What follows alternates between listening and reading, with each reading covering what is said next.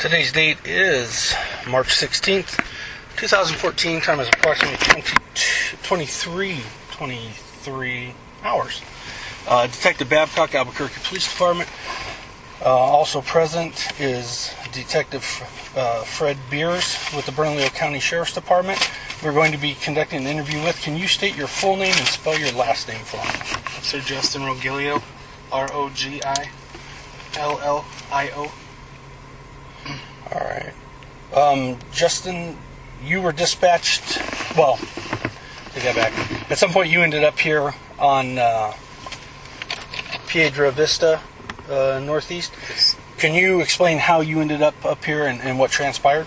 Yes, we heard over dispatch the open space officers requesting backup because they were out with the subject with a knife. I got on the air, advised dispatch to send me the call.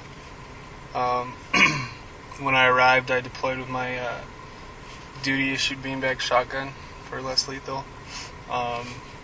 Was told to walk through the backyard of the residence and into the open space where other officers and the open space officers were attempting to 2-5 the subject in the open space.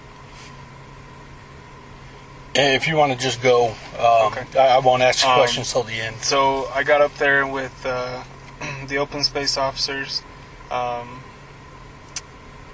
Officer Michael Monette, Officer Chris Wetterland, and Sergeant Jason Carpenter. We all went up there with the open space officers. Like I said before, I deployed with my beanbag shotgun, and at that point we kind of set up a small perimeter around the subject, trying to talk to him, figure out what was going on and how to get him down off the hill. Officer Monette's a CIT officer, so we kind of just let him do most of the talking. Every now and then Sergeant Carpenter tried to get some words in there also. Pretty much right away I noticed the subject had his hands in his pockets the whole time. Every now and then he would remove his hand from his right pocket, revealing a knife in his hand. In his other pocket he kept pulling out a cell phone. I never saw a knife in that pocket, but I was advised he had one in each pocket when I went on scene. From there we just continued to try and talk to him. I don't know the exact amount of time, but we went through the steps, tried to talk to him. He changed his attitude every now and then. We tried to offer him some options to get down, but he continued telling us that he was Department of Defense. He was our boss. He was not going to surrender his weapons in any way. Just kept telling us not to worry about what weapons he had. Continued trying to tell us why he was having issues, talking about 5 months worth of calls to police about some military thing that he was involved in. After a couple hours of not being able to talk him out of his have his knives come out, we started calling out tactical units for assistance. Once the tactical units came, they set up their positions. They had us each back off one by one. Once I got back off the hill, Sergeant Carpenter took my beanbag shotgun, and I went to post a position to the south of where the subject was, to try and stop foot traffic at that time. I believe it was Jeff McFarland. When he came on scene, he posted up with me to the southeast of the subject. We went up the hill a little bit, trying to get a better position of advantage so we could see him. We stayed there for a while we continued talks with the subject, trying to get him off the hill, trying to get him to put the knives on the ground. He refused at every point of asking. His tone changed from one extent to the other. Sometimes he was calm talking to us. Most of the time he was very agitated. He got more and more agitated the more we tried talking to him, trying to get him down. He wouldn't comply with anything we were asking him to do. Myself and McFarland then took a post a little bit further east so we could get a better advantage. So we were pretty much directly east of him. I want to say probably about 40 or 50 yards east of him on the mountain, where we posted as a containment option if he were to run to the east. From there, I stayed with McFarland until the subject was taken in custody. All right. Do me a favor on this piece of paper, if you could. Kind of draw me out a diagram, best of your recollection. If you could utilize maybe the house at 812, kind of on the bottom as a reference, and then go from there. Any of the, if you can document any of the trails, kind of the terrain.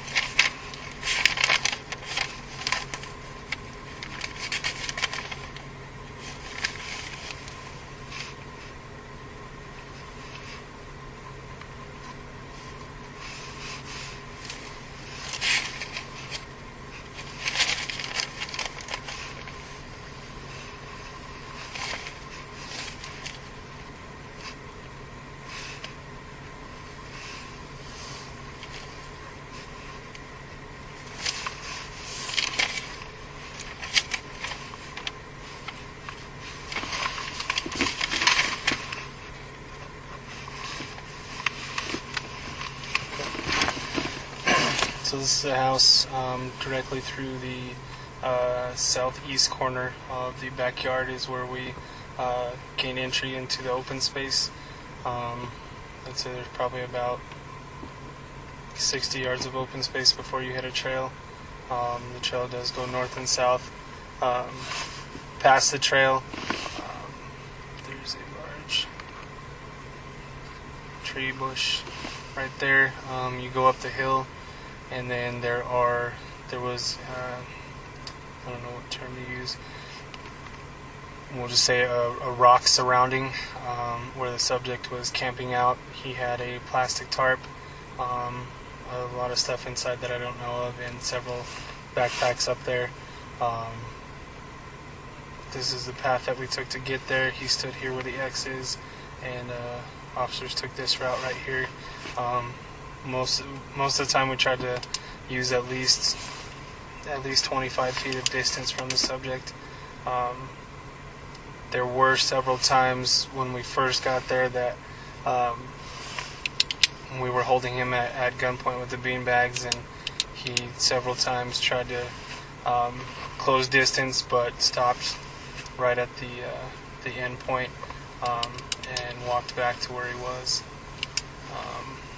After leaving here, myself and McFarland went to the southeast and eventually ended up at a rock up here just to the east of the subject. Okay, so when you arrive, you come to the house, where you say you're at, can you put like a first for me or me or something? Where I was. Yeah, just the general. I'll put it right here. So I was here. Okay. When you get there, are you engaging in conversation with him? I am not. Okay. At that point, you're letting the CIT officer? Yes. Okay. Then at what point do you go from there and start circle back around to the east? Time frame, I can't give you exact. It was a pretty good couple hours. Tactical came out, and then they started pulling us off one by one so we could start getting an outer perimeter in case he did want to try and run. So, like I said, a couple hours, and then I handed Sergeant Carpenter my beanbag shotgun, and then I went back down, went over to the south. Jeff McFarland met up with me, and then we continued going, climbing east up the hill just south of the subject until we stopped here for Okay, so where the X is at the top of the page, this is the second location where you ended up. Yes. Okay. Yes, we were originally, this is where we kind of first posted up right here to the southeast, and then we moved to get better view of the subject directly east of him. Okay.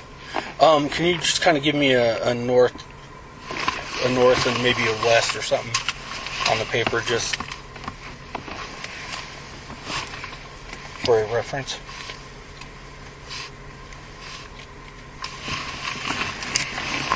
And then if you can, print your name and date it the 16th, because we're still in the 16th.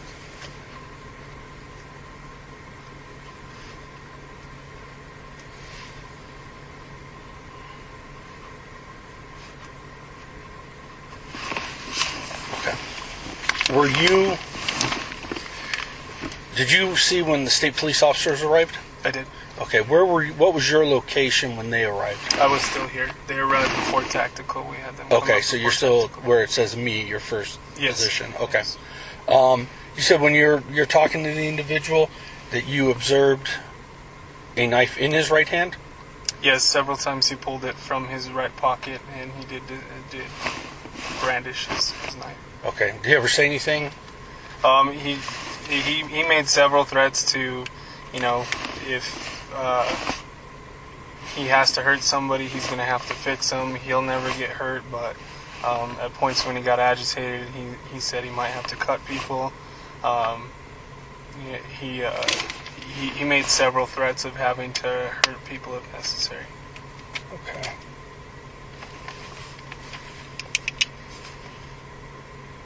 And again, I'm sorry, from where it says me to where the subject was, what was that distance? At that time, I want to say it was probably somewhere around at least 25 to 30 feet. Okay. And then from your second position to the east up here, yes. How far do you think that is? I want to say that was probably more like 50, 60 yards. Okay. Okay. Fred, do you have anything on the diagram? Any questions? Or Could you see the subject from where you were to the east? Yes.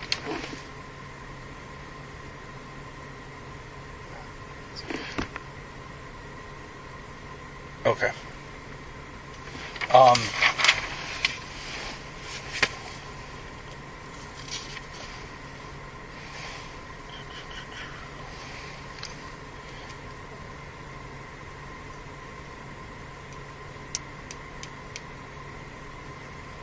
Did you, and at some point there were shots fired, is that correct? Yes. Okay. After the shots were fired, did you come back down to the subject? Did you stay at your position? What did you do? After the shots were fired, myself and McFarland stayed at our position for a few moments, and then we were advised to break down the perimeter. Myself and McFarland came down, never approached the subject, just went and met with the lieutenant on scene. Okay. Did you have your taser camera going during this time? Yes. Okay. Have you already been in with criminalistics? No, not yet. Okay, we'll get you in there. Any other recordings going? Or no, just my taser. No digital? Okay.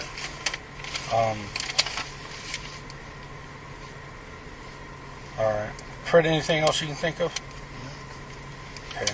Is there anything, Justin, that I have not asked or that you think is important, or anything else that you remember? No, not that I can think of. Okay. During the conversation between the CIT officer and the individual, what did you get any kind of perception of the guy? What was your impression of the guy as he was engaged with the CIT officer? Throughout the whole time, it was very clear that he was not going to give up the knives. He was not going to put them down in any fashion. He very much believed that he was in charge of all of us because he was Department of Defense. And he tried to make it clear that we shouldn't be afraid of his weapons, but he was not going to put them down in any way or let us take him into custody in any manner. Okay. Now, did you get that impression because of statements he was making? Statements he was making, his overall demeanor. He just did not seem like he wanted to talk to us, but he wasn't willing to take the steps to let us get him the help that he was looking for. Okay. Anything else? Correct. Okay. Time is approximately 23:38 hours, and we will conclude this interview. All right. Today's date is still March 16th, 2014. Time is 23:46. Detective Babcock, Albuquerque Police Department. Detective Fred Beers, Bernalillo County Sheriff's Department. Justin Rogillio, correct? Rogillio, I apologize. That's okay. Justin, we had concluded our first interview, and we'd walked down, and you brought up the fact that you may have not gone into detail about what you had seen from your second position to the east. Yes. Go ahead, if you would, tell me what it is that you saw and that you wanted to add. Okay. So we were posted to the east of the subject. He seemed to get more and more agitated as time went on. We stayed up there. At several times, he threw objects towards the officers, the tactical officers that were talking to him at down below us. He threw, I think, a water bottle at one time. He threw a sandwich towards them at some time. He continued cussing heavily at them. He threatened to cut several officers at some point. He actually even closed distance towards the officers talking to him at one time. I'd say he probably got within about 30 feet of them and then turned around and went back to his spot. Eventually, after some time, they advised that he was agreeing to come off of the hill, still had not given up his weapons, his knives, but he wanted to gather some of his belongings. He put on a hooded sweatshirt. He grabbed a couple backpacks and bags from his stash up there, and then he started to walk down the hill. At that point, a flashbang went off. The subject was startled. He became angry, threw down a bag, threw some liquid, whatever drink he had, towards the officers. At that time, the canine officer that was at the bottom of the hill released his dog. The canine went at the subject, did not stay with the subject for whatever reason. I'm not sure about that. So the canine officer, the handler, pulled him back, and then they tried to release him again as they closed distance towards the subject. At that time, the subject had his hands free, and I believe he went to reach for his pocket again. At that point, the officers shot at the subject. He fell to the ground. He still had not released the knives from his hands. They kept advising that he had a knife in both hands. At that point, another officer stepped up with a beanbag shotgun. Advised him of the beanbag shotgun, shot him several times with the beanbag shotgun, and as far as I heard, he still had not let go of the knives. So they stepped up, got his hands to where he could not use the knives on them, and then they took him in custody. And at that point, dispatch was advised, and AFT and paramedics were requested to the scene. Okay. So from your vantage point to the east, yes. Did you have a clear view of the subject, or there was nothing but small strands of a bush that I was trying to keep my head behind for cover, but for concealment. Okay. All right. But other than that, it was a clear view of the subject in the scene. All right. Can you think of anything else that you haven't advised us about, or that you haven't told us? No. I'm good now. Okay. All right. Fred, anything from you? Thank you. Okay. It's approximately 23:51 hours to conclude this interview.